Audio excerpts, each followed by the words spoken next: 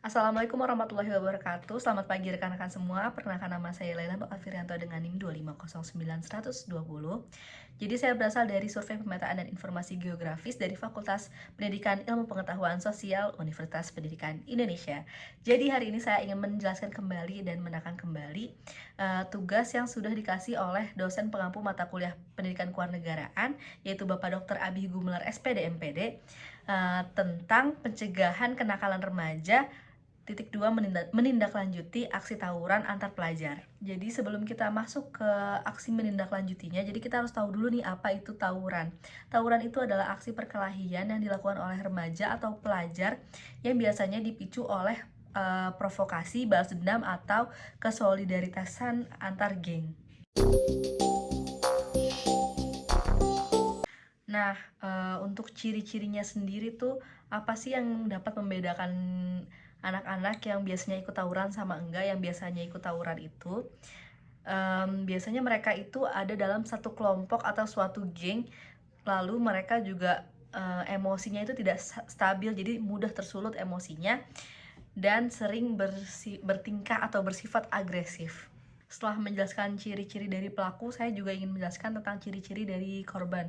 Korban itu biasanya tidak tahu menahu tentang kondisi dari tawuran itu sendiri, terus tidak mampu menghindar juga, terus berada di lokasi tempat tawuran itu diadakan atau diselenggarakan dalam tanda kutip, terus biasanya menjadi sasaran oleh kelompok lain. Terus dampaknya bagi lingkungan itu apa sih? Yang pertama itu warga di sekitar lokasi itu menjadi takut untuk keluar rumah, untuk berkegiatan di malam hari karena mereka menakutkan tiba-tiba ada aksi tawuran itu sendiri. Yang kedua, biasanya anak-anak pelajar itu merusak fasilitas umum untuk dijadikan tameng begitu.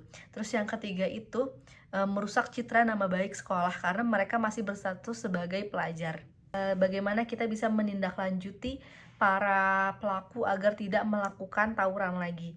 Jadi menurut saya sendiri karena pelaku itu masih pelajar ya, masih hitung pelajar, jadi kita harus melakukan pendampingan. Jadi orang tua dan guru itu dan teman-temannya juga harus melakukan pendampingan kepada pelaku agar pelaku tidak melakukan hal tersebut lagi. Lalu karena di sekolah juga ada program bimbingan konseling sendiri, saya menyarankan untuk pelaku agar mendapatkan konseling dari guru bimbingan konseling atau guru BK dan pengawasan tersendiri dari dipisahkan oleh anak-anak lain. Jadi dipisahkan tuh bukan dalam tanda kutip dibedakan hal negatif, tapi lebih diperhatikan seperti itu agar pelaku tidak melakukan hal yang sama. Terus untuk teman-temannya juga bisa nih untuk diajak pelaku melakukan kegiatan-kegiatan positif seperti berolahraga, melakukan kesenian. Tadi juga kita bahas tentang ciri-ciri pelaku gitu ya, itu bersifat agresif. Jadi kita juga bisa melakukan atau menyarankan pelaku atau mengedukasi pelaku tentang bagaimana sih caranya untuk mengontrol emosi kita sendiri, karena pelaku juga dalam tanda kutip kan masih remaja, masih pelajar, emosinya masih belum stabil, masih labil. Jadi kita harus melakukan pendekatan kepada pelaku, bagaimana caranya pelaku untuk mengontrol emosinya sendiri supaya tidak melakukan hal-hal yang negatif. Dari yang sudah saya jelaskan dari awal sampai akhir, sampai cara menindaklanjutinya, saya ingin menjelaskan kembali tentang kaitannya permasalahan tersebut dengan mata kuliah pendidikan kewarganegaraan, yaitu pada sila 1 dan 2 pada Pancasila. Itu mengajarkan kita untuk saling menghormati dan menghargai, juga menjauhi kekerasan.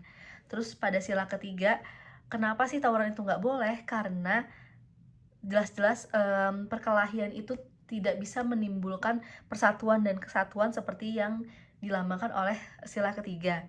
Lalu pada sila kelima, keadaan sosial bagi seluruh rakyat Indonesia. Setiap rakyat Indonesia, setiap warga Indonesia berhak mendapatkan kehidupan yang tenang. Jadi tidak terganggu oleh aksi atau terteror oleh aksi-aksi tawuran seperti ini. Terima kasih karena telah menonton video ini sampai akhir. Saya Laila Nur Alfirianto dengan NIM 2509120 pamit undur diri. Terima kasih banyak.